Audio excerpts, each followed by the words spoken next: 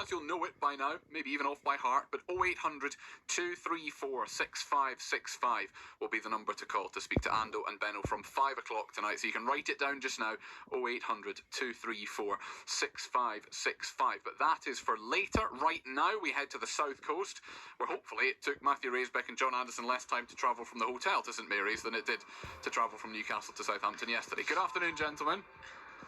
Hey, Colin. Good afternoon, Colin. Yeah, it was a day of travel disruption yesterday, although the team flight was fine, quite smooth by all accounts. They almost had to delay their departure, either go by bus or fly this morning, but they were able to take off yesterday afternoon as intended, so they had a good journey.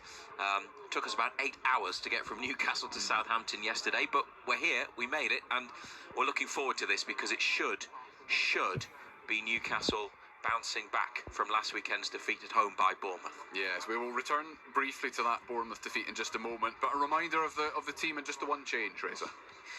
Yes, and I think if there was going to be a change to the team today, assuming everyone was fit who played last week, then we thought it would be this one in central defence. Fabian Schär came on at half-time for Sven Botman against Bournemouth, and Eddie Howe revealed that there was no injury for Botman, so we always felt that Schär would probably come in. There's big decisions to be made longer term over the two who play at centre-back. Dan Burns had a great season. Sven Botman's been terrific since returning from 10 months out with an ACL injury. And Fabian Schär is a top-quality player for Newcastle United. So he's got three great options, but he can only get two in the team because of the way they play. Today it's Schär and Burn.